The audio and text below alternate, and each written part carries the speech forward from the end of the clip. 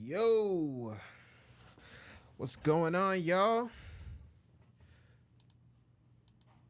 Oh crap! I shouldn't have. Didn't mean to get rid of that. Let me try to get my dock back. Multi-stream. No. Now I don't know who's trying to chat with me. It's not that. Multi-stream. We're gonna find our chat. Cause how am I supposed to do this without the chat? Multi-chat. Bam. Can y'all see that? Make sure y'all can see that on the screen. Okay. Hold on. Gotta reset the capture. Yes, sir. Heat check is still coming on tomorrow. Shout out to you. Uh-oh. Let me make sure I can get my monitor right. Capture. Sorry about that, guys. But yeah, heat check is still coming tomorrow. Just want to make sure y'all can see my screen. All right, give me one more second here, guys. Just need to reset the display. All right, here we go. Got the display. Make sure y'all can see the chat.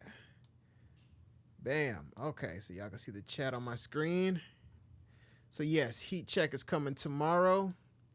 Just decided to do a quick live Q&A. Shout out to Kuvo Beats. Hope to see you on the heat check tomorrow. Gotta check my submissions tomorrow morning when I get in. But yeah, so let me go ahead and minimize this. Minimize OBS so we can chop it up. Yeah, so ladies and gentlemen, just decided to do a quick Q&A. Just doing a live stream. End of the night. I know you guys probably got work and school and all that tomorrow, or you guys possibly have it off for the weekend here in the United States.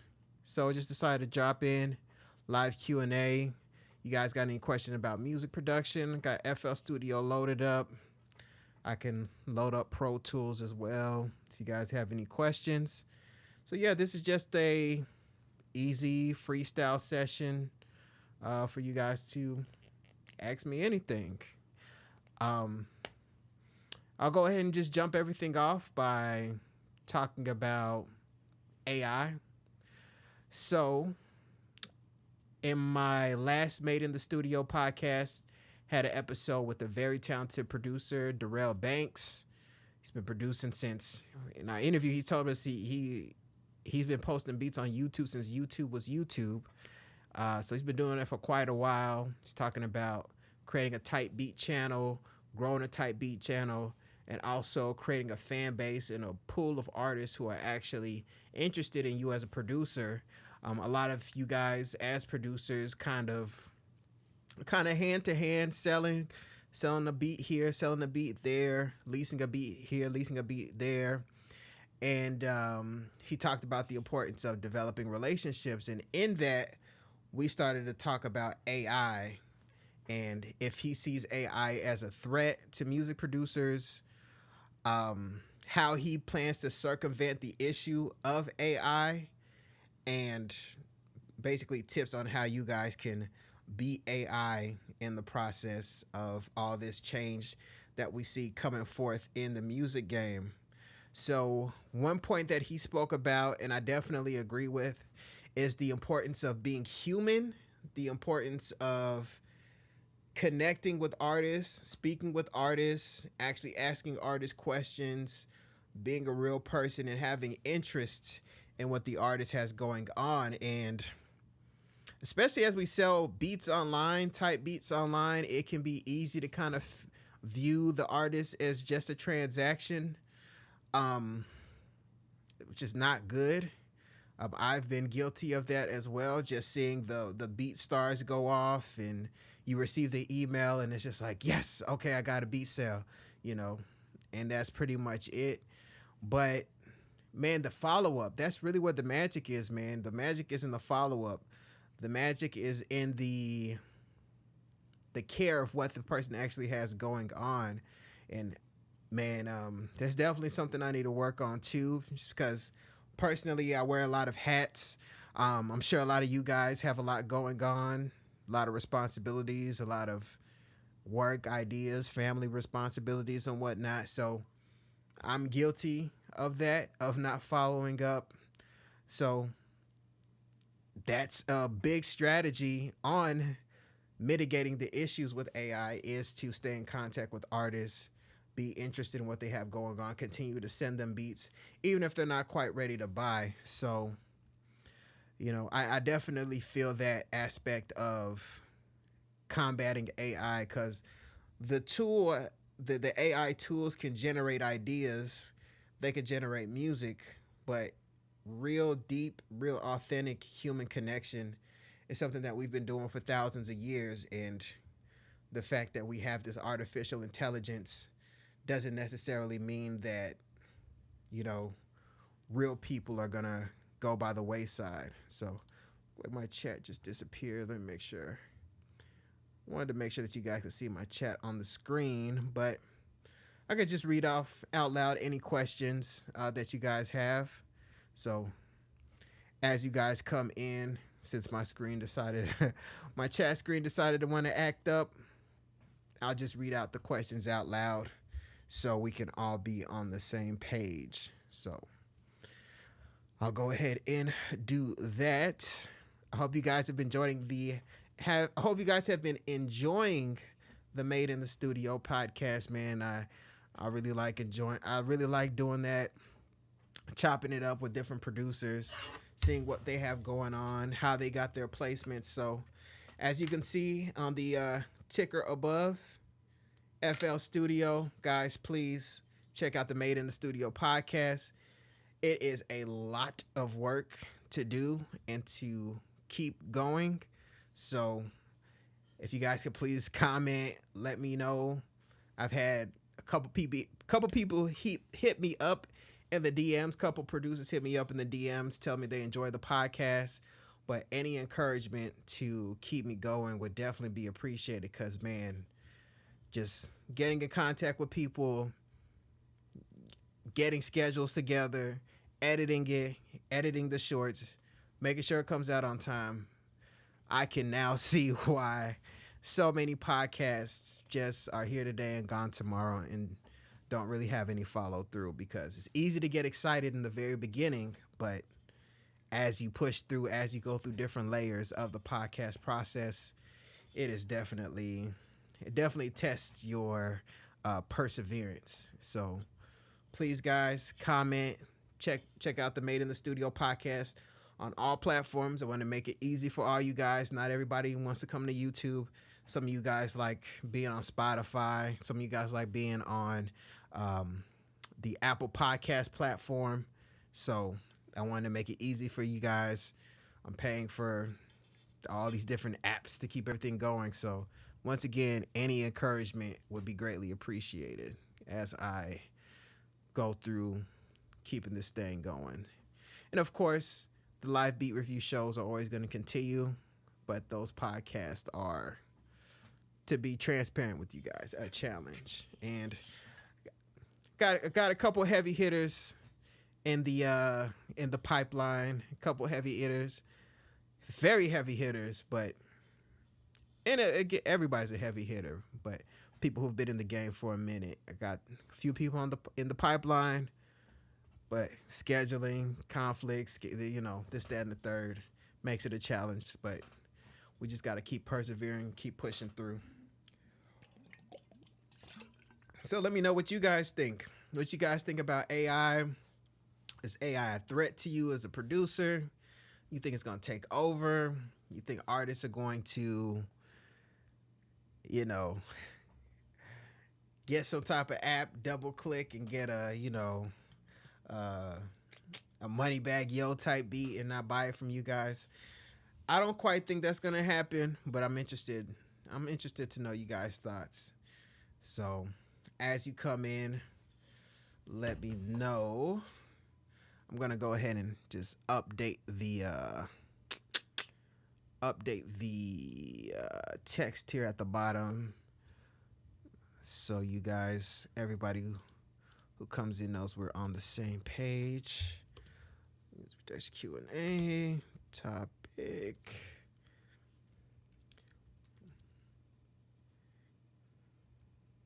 Will AI replace producers?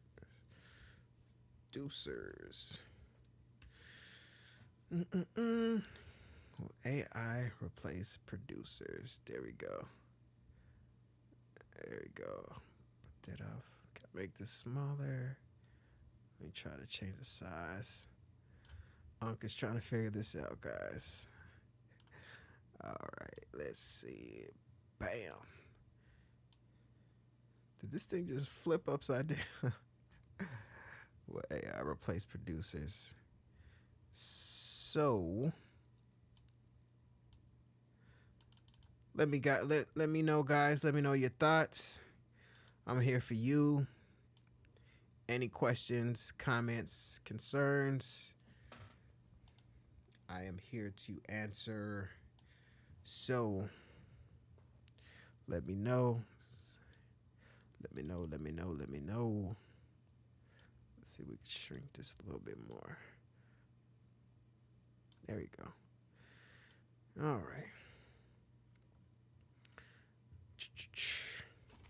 Make sure everything is streaming live. Let me double check my apps here. Let's see. I don't want people to get confused if they see me streaming live.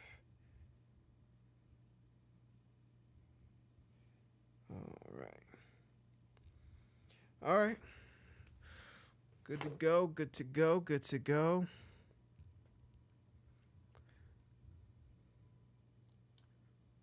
All right. So I'm here, guys. Any questions? Any questions you have?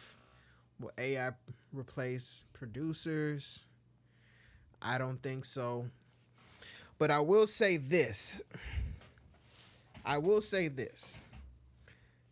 AI won't replace producers. However, the role of the producer is going to have to expand a bit more.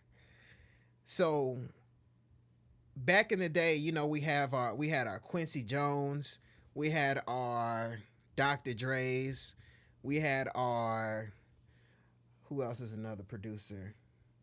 Even people like Shaw Money XL, who worked a lot with 50 Cent. These are the people who are in the studio directing the people on the MPC.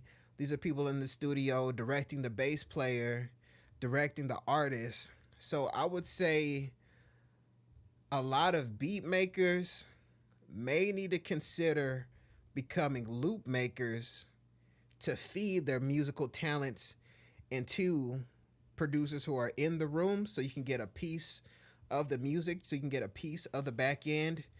And I got a couple people on my pipeline for the Made in the Studio podcast who have placements, who are loop makers as well. So I definitely want to pick their brain once we get to their episode. I definitely want to pick their brain. But I see the role of the producer changing in two ways. Like I said, the beat maker becoming the loop maker and feeding the musical talent to the bigger producer, and also the producer who's in the studio with the recording artist. So a lot of people who are just cooking up beats, who are up late at night, making these insane beats super fast, I strongly suggest that these producers consider learning how to record. And that is a part of music production. So what do I mean by that? Why do I say that? Why do I say that recording is a piece of music production? So when I moved to Atlanta, my primary goal was to become a music producer who just got placements, who just got different album cuts or songs, singles, everything like that. And that was really the full scope of what I thought music production was. So, ended up meeting an engineer out here who needed help because he had way too many people to record. This is Atlanta. He had way too many people to record. So he said, "You already have most of the equipment that you need. We just need to get you a preamp. We need to get you a mic. And I'm going to show you how to connect the stuff. And I'm going to show you how to give you a basic understanding of Pro Tools. You're going to have to figure it out. And I'm going to give you some of the people that I record." Because he preferred to mix and I enjoyed recording. But I didn't know that. Well, I eventually learned to enjoy recording because I felt like recording was, I don't know, it's more fun. You're around people. Mixing is okay. I can mix for hours, but recording is, you're dealing with people, you're creating something with other human beings, and I was okay taking on the role of recording, emailing him the Pro Tools files for him to mix, and then the artist was happy with the end result. So, in the process of me learning how to record, as I was working with different artists for this bigger engineer, I realized that as sometimes they would record on my beats, usually we would get on. They would have beats. Some would get beats from SoundClick. Eventually, of course, BeatStars got more popular, but I learned that as I was recording them, I was coming up with ideas. Let's try the hook this way. Let's cut the verse. What do you think about making the intro like this? I'm gonna put a little screw vocal right here at the end of the hook. And a lot of times I would do it and then not really ask for permission and then play it back, and they would usually be really excited. And that process of recording artists like that and adding in my input, some artists, disclaimer, some artists don't want you doing that. So you got to have that kind of relationship. But in the process, I learned that that was a type of music production. Just because they emailed me the beat and we loaded up on my computer and I'm giving them ideas and we're trying different vocal techniques and effects, that fun that I was getting from just getting different instruments and getting different melodies together, that was translating over to recording different artists. Some artists were more trap artists, some artists were kind of earthy and eclectic. So I always had this great variety of different artists to work with. And I say that to say that more of you guys are going to see yourself in that position in the future. So when someone says, "I need an engineer and I need a producer," those two things are really going to be blended more so. So if somebody says, "Yeah, I have a friend named Todd. Todd is a music producer." The expectations from what I'm seeing in the future, if somebody says Todd or John is a music producer, they're gonna have the perception that, oh, I have a friend named Lisa, I have a friend named Chris, I have a friend named Bill who's a singer or a rapper, and they need someone to help them get the song from inception to the final product. And they want to send that person over to you, whether it's your place, your a studio, an external studio. Maybe you pay for studio time, work out a deal with your local recording studio, whatever it is. But when somebody uses the word producer in the future, in the next few years, they're going to be primarily referring to someone who can record them and get the song to the finish line. So we're going forward in technology as far as AI, as far as AI loops, as far as AI, maybe even AI mixing in the future. Who knows? I don't think AI is going to replace mixers, but maybe you can get something decent in the future with AI. But the role of the producer is going to go back. It's going to go back. You're going to need to know how to use one of these. This is a microphone. You're going to need to know what a microphone is, how it works, what's a tube microphone, what's a dynamic microphone, a condenser mic, all these things that a lot of engineers know. So I'm definitely brainstorming creating more content around recording, but not talking so over people's heads that it sounds like I'm talking to other people who understand engineering. Um, but simplifying it in a way, reaching to where you guys are, and then pulling you into the world of audio engineering from the context, from the perspective of somebody who just likes cooking up beats. Because if you know what a good kick sounds like, and you know how to manage your kicks, if you know what a good snare sounds like, if you know how to use reverb on your loops and RC20 and all these things, you're essentially going to be using those same tools when it comes to working with recording artists. But you're going to need to know a bit more about frequencies, depth, and I would say really like headroom. And I mentioned headroom for a reason. One second. Let me. I don't want to drink on the microphone. One second, guys.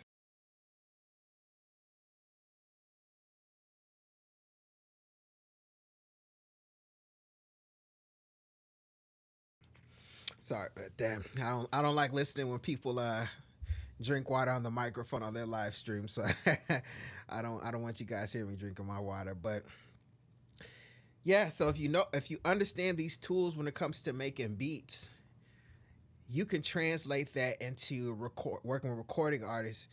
You just gonna need to know more about vocals, the human voice. You're gonna need to know more about compression, more about frequencies. What's the mid range? What area of a vocal has sibilants, meaning those harsh S's and T's. And also, you're gonna need to understand like headroom. So getting to the point where things are clipping and distorting. You know, a lot of producers who send beats on the heat check. Quite a few of you guys, I would say, maybe 70% of you guys crush the you guys crush the headroom, the master bus, in a way that if you try that on a song, then you know we're gonna have issues. I was even listening to a song in the gym today, just flipping through YouTube Music.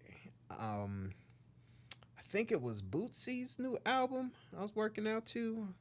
I like really, kind of street music when I'm working out, and I'm not dissing any engineer. If you worked on the Bootsy album, I have a lot of people who follow me on different platforms who work on very popular albums.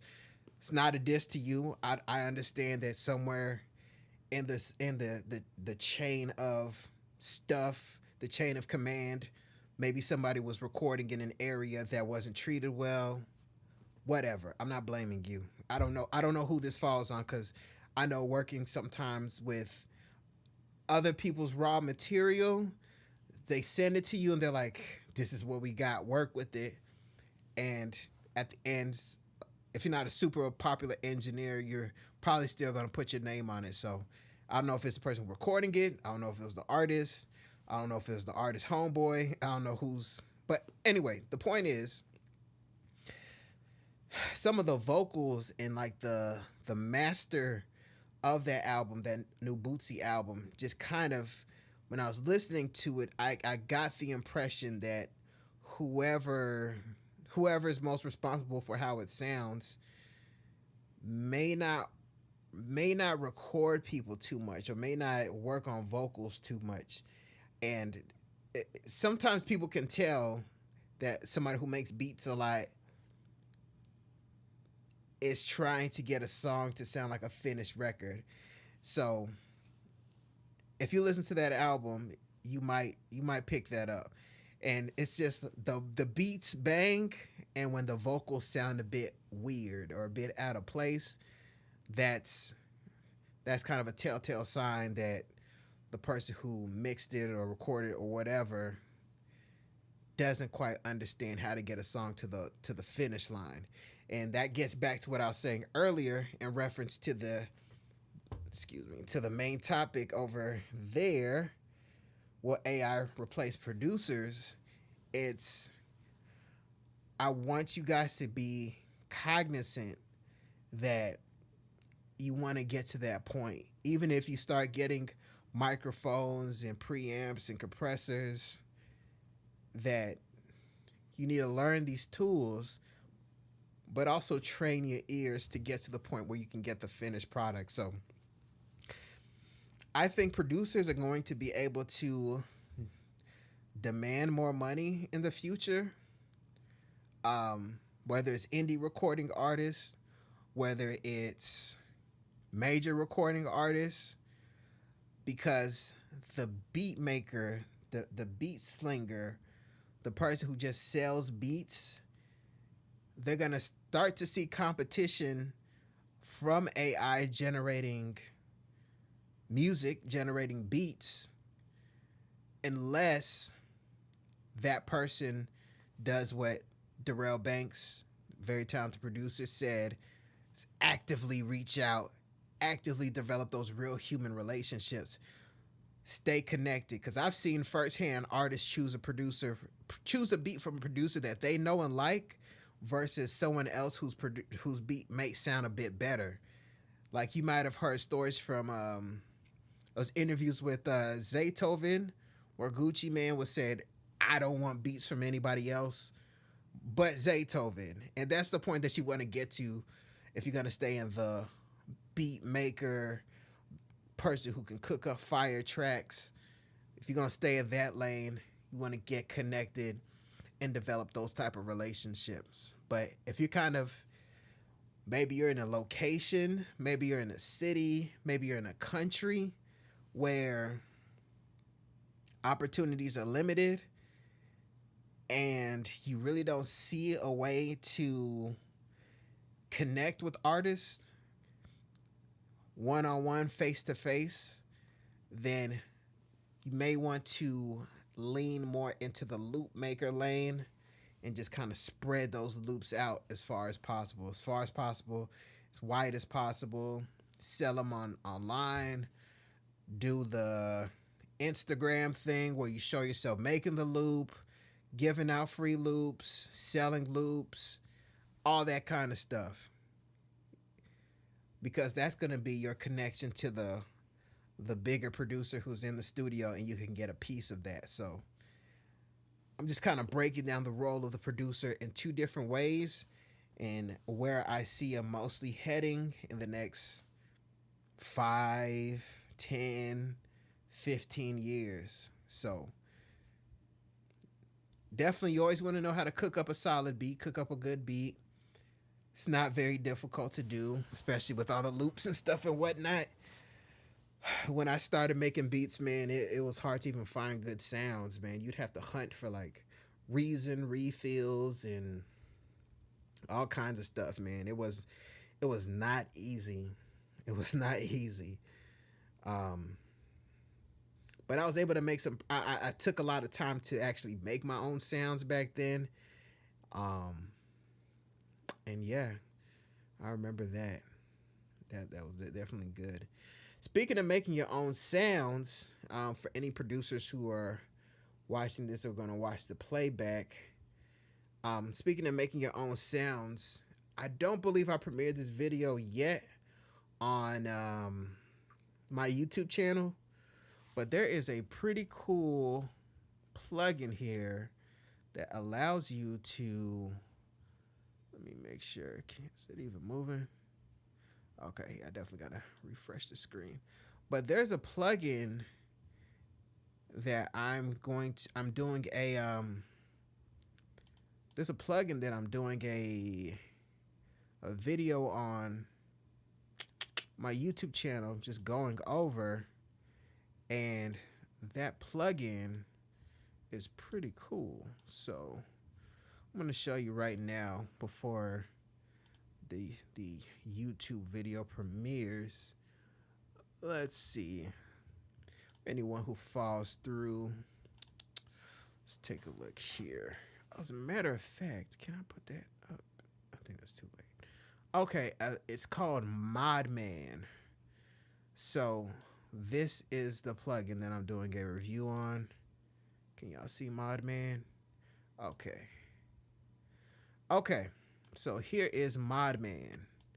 And ModMan is a pretty cool plugin that's going to help you create your own sounds from sounds that already exist.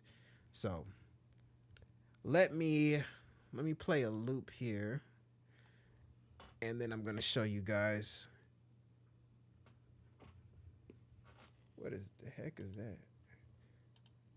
Man, technology, man. All right. So let me find a loop here really quickly. Oh, man.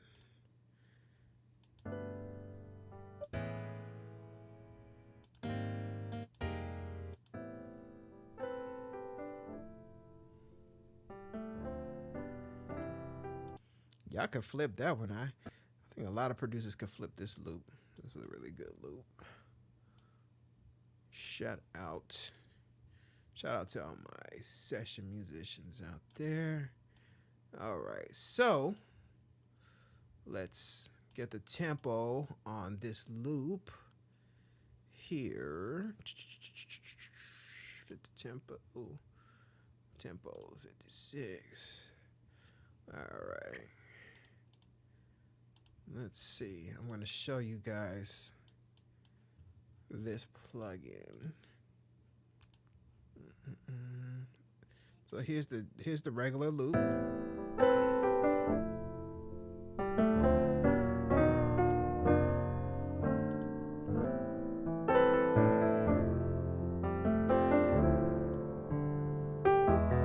Make sure the audio is going.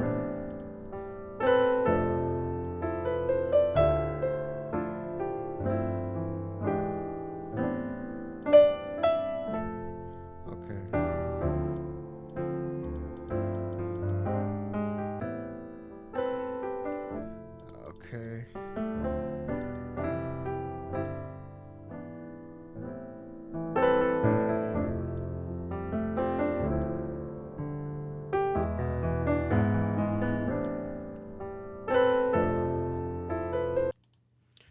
Okay, so what we're going to do now, we're going to add ModMan to it. So really quickly, let me add ModMan.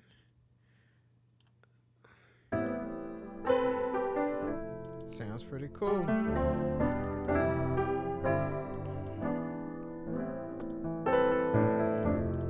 So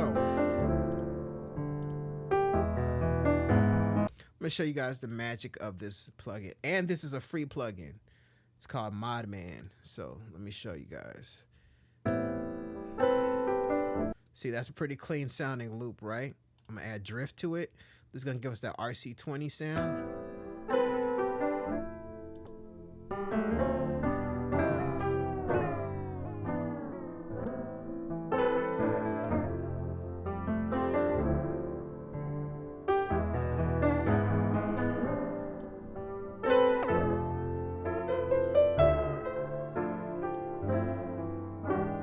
See, we got the tape wobble, and then now I'm gonna really freak the sample. So watch this.